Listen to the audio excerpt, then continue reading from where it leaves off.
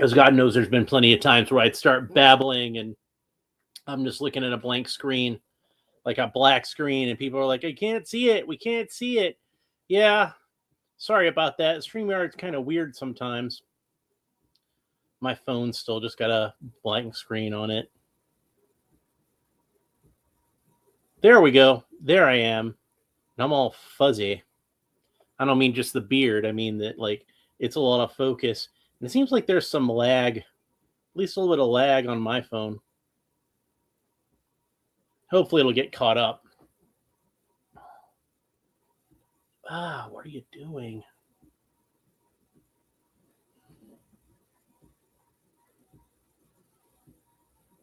I don't know how bad that is on your end, but on my end, I keep freezing up. We're going to start talking about this figure in a little bit, I promise.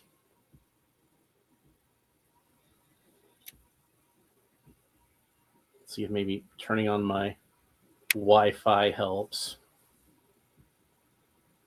I don't have my Wi-Fi on my phone. How's it now? Is it looking good now? It doesn't seem to have that lag anymore anyway, and that was the main thing I'm concerned about.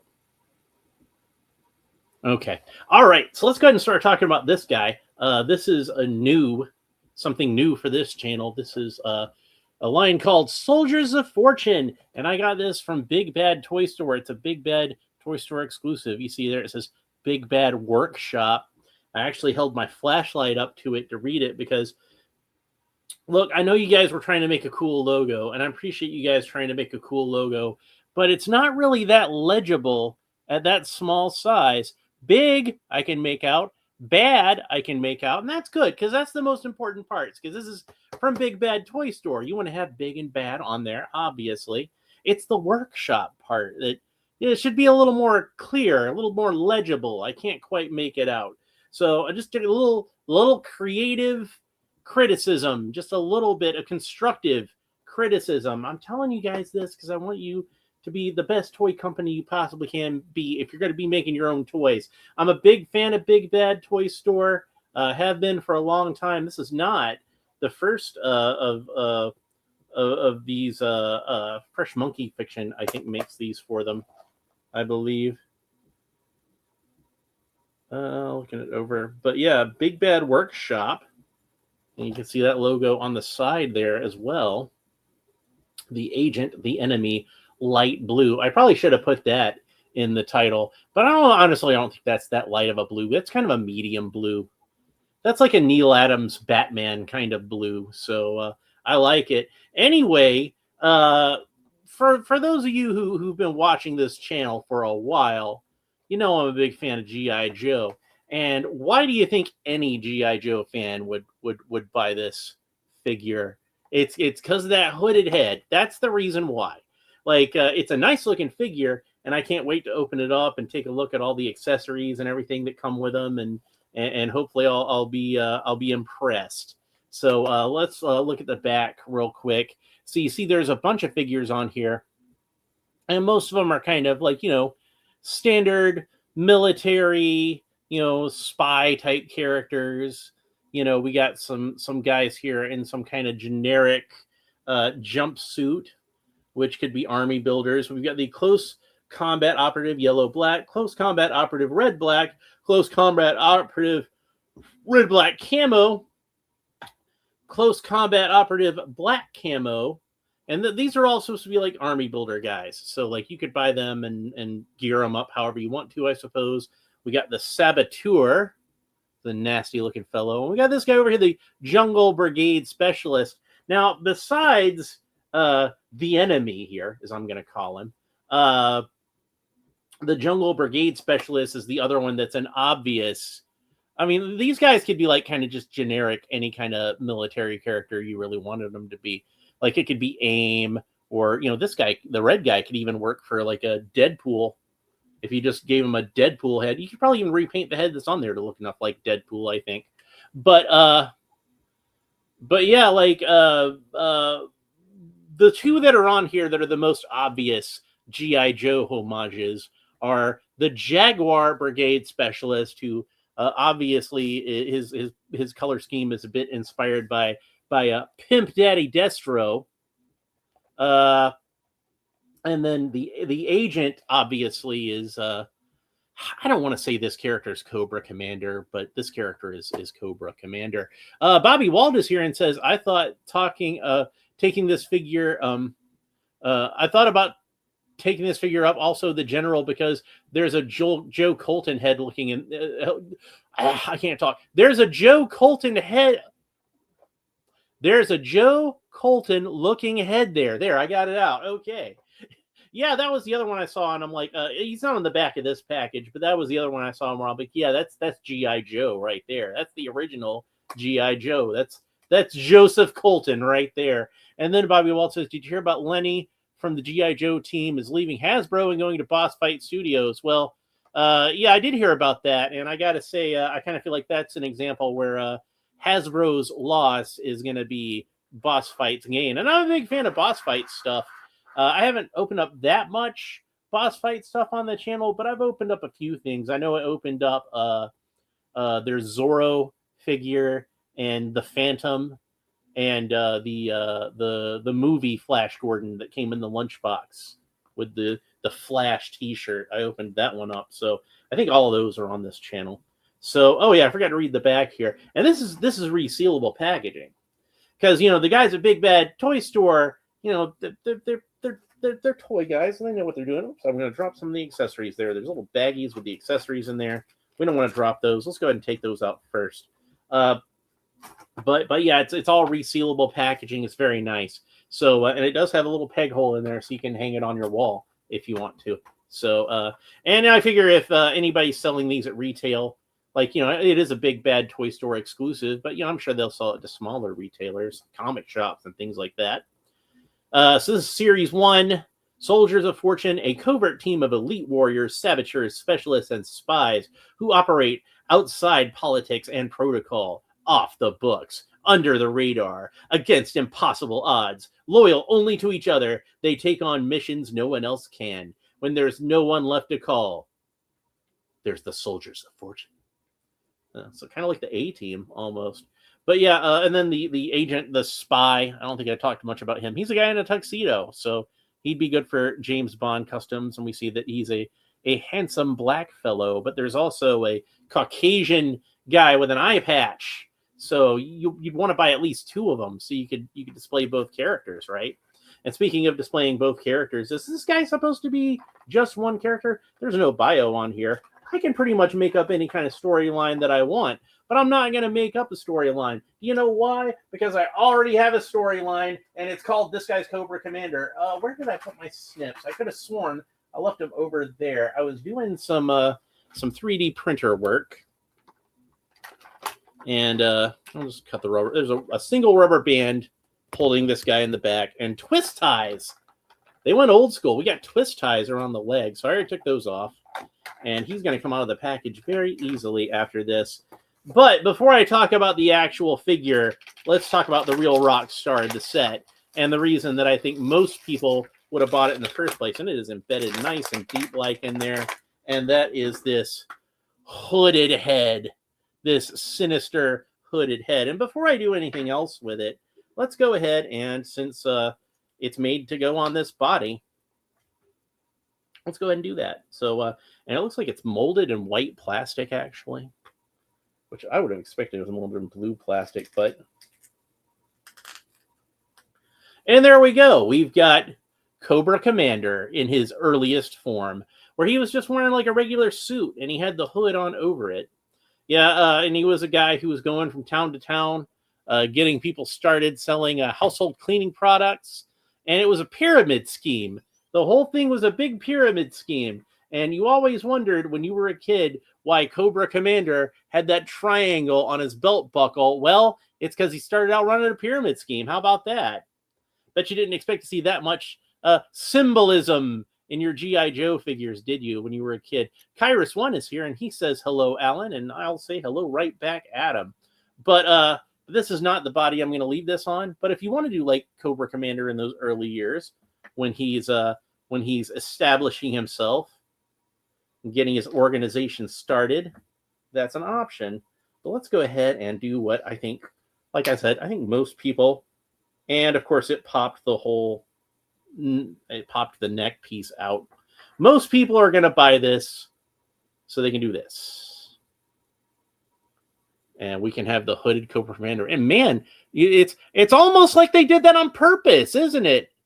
It matches up perfectly. You would almost think that they did this on purpose, wouldn't you? That they planned this, that they purposely gave the guy the same color blue as Cobra Commander, so that you could take that hood and pop it on to the onto the classified figure that you already have. You would almost think that was done on purpose, wouldn't you? Do you think it was done on purpose? I think it was done on purpose. Let's be honest. So anyway, where was I? Oh yeah. So we're going to go ahead and put the agent head back on there. So is this guy what Cobra Commander looks like underneath the hood? We've only seen him in the comic book either wearing the hood or wearing the helmet or some kind of helmet, or with his face kind of obscured with some sunglasses and fake mustache and probably a wig as well. But this guy looks more like James Brolin when he was in Men in Black 3. So I guess if you get a black suit, you can make yourself an Agent K figure, the younger version of Agent K. Al Davis says he was a Cobra Tupperware salesman. Yeah, something like that. That's pretty much how he started, and then it all snowballed. You know, you start off selling household cleaning products, and the next thing you know, you're helping Destro build his weather dominator. That's pretty much how that goes. Al Davis says he needs one of those little trolleys to cart around his wares on, like a little old lady. Well, you know, maybe I could 3D print one or something. But he does come with a lot of accessories, but that's not one of them, unfortunately. So, or at least like a station wagon with all this crap in the back. So let's have a look at some of these accessories, and he does have a wealth of accessories. So I really don't want to talk about those. First of all, he's got a figure stand. And every action figure should have a figure stand. And here's this one. And you can see it's a simple black figure stand with a Soldiers of Fortune decal on it. This is actually it's not a decal, it's printed on there, but it's like a really thick paint that's on there. It almost made me think it was a decal at first, but no, it's printed on there. So it's got two small pegs that his feet should fit on. We'll set that aside for the moment, and then we'll get to the rest of these accessories. So he's got a few weapons. We got an M16 type rifle, little mini M16 looking rifle. And I don't know if it's technically an M16, but it looks like an M16 to me, so that's what I'm going to call it. I'm not like an expert in firearms, and if anybody knows the exact model of firearm that this is supposed to be, please do and tell me in the comments. Tell me exactly what kind of rifle this is if you know exactly what kind of rifle it is. But since I don't know, I'm just going to call it an M16. I'm just going to be a layman and say that. Kairos says, how much are the comics worth now? A lot? I guess it depends. Like, I know they're worth a lot more now than when I was collecting them. And I was trying to get like an entire run of G.I. Joe. And I've got most of them. I think I'm missing one issue at this point. And it's that issue with Cobra Commander on the cover crawling out of the sludge. It's like one of the later issues. And but I've got most of them at this point. But yeah, when I was buying G.I. Joe comics, it was back in like the late 90s, and nobody gave a crap about G.I. Joe comics at that time. It was really easy for me to get like a bunch of them for cheap. But by the time the Devil's Due series came out, G.I. Joe comics were hot again. And some of those, yeah, can be worth a lot of money, like particularly the key issues.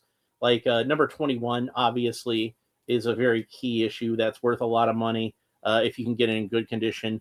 Issue number 2 is a fairly valuable comic if you can get a first print that's in good condition. And that's because, like, the first issue, they printed like a whole bunch of them because they knew it was going to be hype because of the TV commercial. But issue number 2, they weren't quite so sure, so they hedged their bets. And issue number 2 is not anywhere near as common as issue number 1. So that one's actually, I think, a little bit more valuable. And then you've got other issues that are kind of key issues, like like say first appearances of various characters and whatnot. And the longer the series goes on, the smaller the print run gets. So when you start getting up into the hundreds, that's when the issues get hard to find. And like I said, one of the ones that I'm missing, the one that I'm missing, is like somewhere in the hundreds. Al Davis says on the J-Man YouTube, he's going through the old G.I. Joe comics Wednesday nights. Well, that's cool. I'll try to remember to check that out. So anyway, in addition to the rifle, he also has an automatic pistol. That looks like a 45 to me.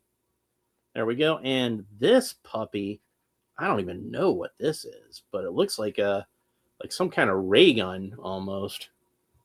Like Zartan would look good. That looks kind of like Zartan's ray gun a little bit. But yeah, if he is one of the men in black, then it makes sense he would have a ray gun. And then he's got a whole bunch of extra hands. So let's look at the extra hands he comes with. He's got at least 4 of them here that I see. And he got 2 solid fists. And we got 2 trigger finger hands.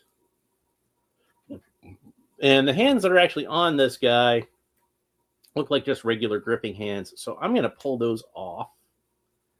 And I'm going to replace them with the trigger hands. Because he's not really a G.I. Joe, but he's a G.I. Joe figure. So he's not really a G.I. Joe figure, but he's totally a G.I. Joe figure. This is Cobra Commander. Like, if we're being honest about it, this is totally Cobra Commander. And I know that,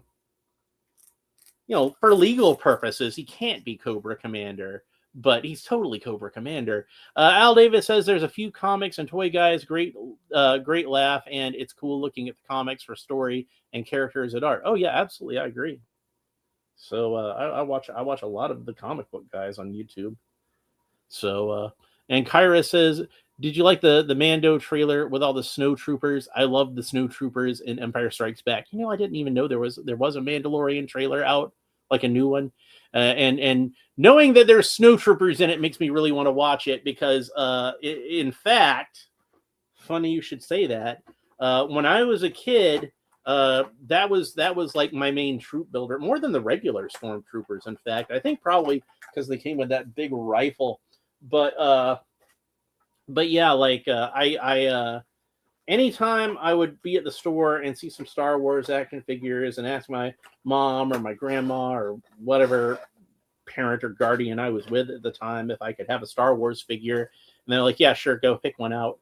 And if they didn't have any that I didn't already have, like if I'm trying to find, Bosk or whatever, and they don't have them here yet, but hey, look, there's another snow trooper, so I guess I'll get another snow trooper. Snow troopers and the regular stormtroopers. That's the great thing about those is like you can never have too many of them, right? Kyra says, I'm thinking of getting another Cobra Commander figure, so it looks good. Yeah, like I said, if you want especially if you want to have a Cobra Commander, and the head pops off like really easy and pops on really easy, so that's good. Like if you want that early days Cobra Commander, like when he was first starting out, before he had a proper uniform. Like this is pretty much that right there. They knew what they were doing. For legal purposes, he's not Cobra Commander. He's just an enemy agent with who happens to have a hood. And Cobra Commander, Hasbro doesn't give him a hood anymore. They refuse to do a Cobra Commander in the hood. So these guys are filling a void in the marketplace that Hasbro has left open. So that's on Hasbro. Honestly, if somebody else wants to come along and sell a guy in a generic blue hood, they're on that. Kyra says, I'm making a Cobra Commander head for once a man Cobra Commander classified. I'm a sculptor. Well, cool. Do you have like a place where I can see your work? Where anybody watching can see your work? Let us know. Al Davis says, I always thought they should have sold as single or double packs for stormtrooper types of figures to Army build. Yeah, that would have been cool. Like I know, like with GI Joe, I remember in the 25th anniversary one, the classified sets, and I saw these a lot of the times at like TJ Maxx and Marshalls, so I wound up getting a lot of them for cheap. They had the comic 2-pack with the Crimson Guard and Scarface from the comic. Can you post a link here? You're on Instagram. Well, just what's your handle on Instagram? That'll be helpful.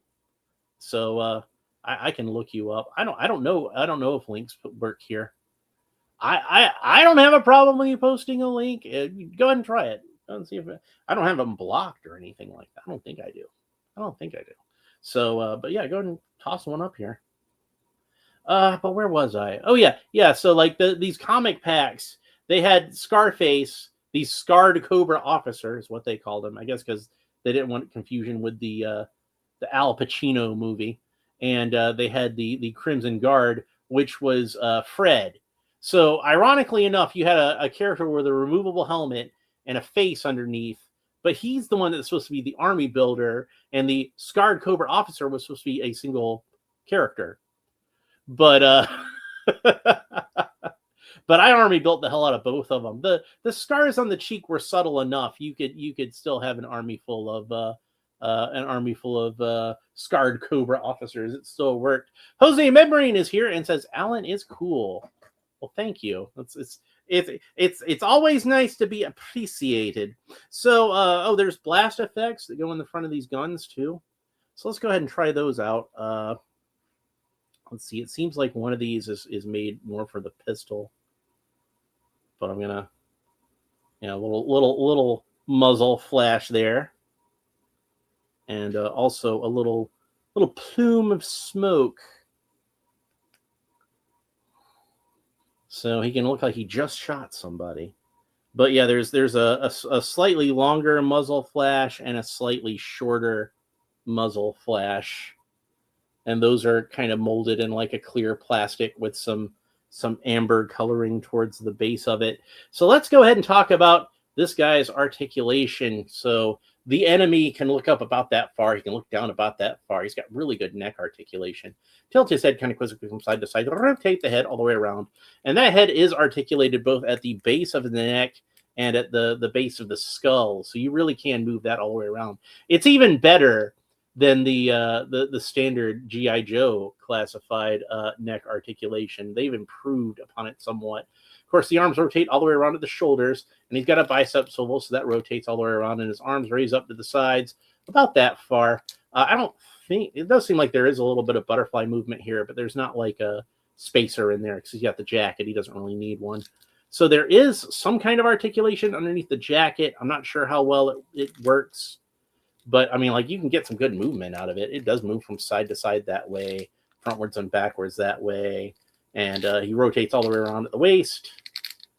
But I'm not sure if there's like a third abdominal piece on here, but I suspect there probably is. Yeah, it seems like I got it twisted around the wrong way and now it's stuck. So now our boy looks like he's a little bit pregnant. So I'm going to see if I can get that twisted back around the right way. I think I got it. Yeah, I think I got it. I got it. And his tie actually goes all the way down there. So I guess if you wanted to try to cut his jacket open somehow, you probably could. Al Davis says, I like getting all the effects now with some figures. Yeah, and like, I bet these would probably fit onto GI Joe weapons as well. I bet that they're a comparable size. I don't think there is one on Cobra Commanders. And Cobra Commander is, of course, is the one that I have here. But there's not one on Cobra Commanders because he's got that vent on the front. Now, I did wind up Dr. Mindbender. I think let's see if it'll fit on his. I don't know if it would make sense. This was like more like a cattle prod kind of thing. But yeah, you can fit it on the front of GI Joe weapons too. So, but yeah, this is the weapon that came with Dr. Mindbender, and since Mr. Freeze did not come with a freezing gun for whatever reason, I decided, this looks enough like what his freezing gun looked like on the TV show. It's not identical, but it's close enough for my purposes. At least now he has a freezing gun, right? And then Kairos says, I really like the effects parts. I've seen Bandai make some really creative effects parts for Robot Damashi figures. Well, that's cool. So, anyway, where was I? I was talking about the articulation. All right. So, the enemy can kick up about that far and back about that far. That's about as far as he can do the splits. But do you really want this guy doing splits? It's kind of disturbing. Anyway, he does have a bit of a rotation here. It seems like it bumps into the hip a little bit. It gives you enough. That's enough rotation. It doesn't have to rotate all the way around for me. And then he's got double jointed knees. That's about the range of motion you get at the knees. And then he's got looks like some ball joint at his ankles, almost like a McFarlane figure. So you can move these ankles around any which way you want to. Really, his foot points down about that far, his foot points up about that far, and then that rotates all the way around. And it seems like there's also a rotation almost like a boot cut, so you can rotate that all the way around. This is excellent articulation. It's like even better than your standard G.I. Joe Classified, I think. So, and obviously these are, ooh la la, indeed. Obviously these are meant to be compatible with G.I. Joe Classified. If I was feeling less general, I'd say they were less charitable. I might even say that these were knockoff figures, but I'm not going to say they're knockoff figures because these are quality. These are nice. These are premium collector figures that just so happen to be in the scale of the current G.I. Joe line. And like I said, you can use these guys for original characters, or you can fit them into your G.I. Joe universe. Like this guy could just be some kind of agent. And hey, we were talking earlier about that Joseph Colton head that came with the General figure. Well, guess what? When Joe Colton first appeared in the G.I. Joe comic book, he was wearing a blue suit like this.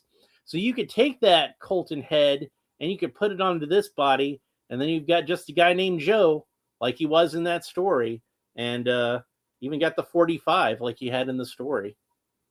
So that's pretty cool. This is a great figure, and I really like it. And I think that I don't know if they have this figure, but just in a black suit. But if they did, like I said, this guy looks a lot like James Brolin in Men in Black 3. So there you've got your Agent K figure, and that's pretty cool. Or Office Guy in the Sun figure. Yeah, see, whatever. The back leg kick. Yeah, it's good articulation, But yeah, great looking figure. And bonus, you've got this hood. And I actually I think I mentioned this in the last episode that I found the retro card Cobra Commander, the extra one. I found him at Ross for cheap. So I picked him up just so I could have a permanent place to put this head. And Agent Smith vibes, yeah, that's another one. But I don't think he looks quite as much like Agent Smith as he looks like Agent K. But yeah, you could definitely use him for one of the agents in the Matrix.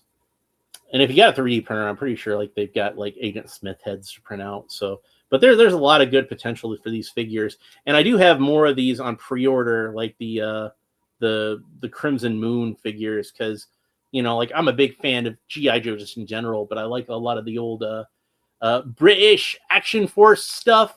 I like a lot of that stuff with like the Red Shadows and Baron Ironblood, and I was pretty excited to get those in classified scale. So they're not called Red Shadows anymore, probably because of copyright reasons, but I guess the designs are public domain enough. Kyra says, has anyone made a gun for Cobra Commander? I don't like the one he comes with, too short. I agree. I do think that this gun is a bit smaller and honestly, yeah, a bit stubbier than the original toy figure. I don't know if anybody's made like an actual classified gun that would fit, but I'm pretty sure I've seen before where somebody had scans of the original Cobra Commander pistol. So maybe you could get one of those and scale it up. I don't know how well that would work, but But yeah, it is a little on the small side, isn't it? I would concur with that. Anyway, I think that's it for this episode. I still need to try to take a little bit of a nap before I got to go to work. But I'll be back on the next episode. I'm going to open up Despara. I had originally planned on opening up Despara for this episode, but since I found the Cobra Commander figure at Ross, and I already had the Soldiers of Fortune figure waiting on me, I went ahead and I decided I'd go ahead and do this and get this out of the way. So Jose Membrane says, "Thank you, Al Davis. I now have that scene from Back to the Future stuck in my ooh la la, ooh la la." And then Al Davis says, "I was going to say hello, sailor," with the back leg kick. Well, whatever works. We always like Back to the Future references on this channel. This is a very big fan of Back to the Future you're looking at right here. Anyway, that's it for this episode. I hope you enjoyed it. If you did, please make sure that you like and subscribe and all the fun YouTube stuff down below. YouTube likes it when I say like and subscribe, so I like to say like and subscribe. Leave a comment. I like it when you leave comments, and if you've made it this far, let me know if you picked up one of these so you could use him as your hooded Cobra Commander. And Al Davis says, "Great Marty, Alan." Well, thank you. Anyway, that's it for this episode. Hope you enjoyed it. We will talk to you next time.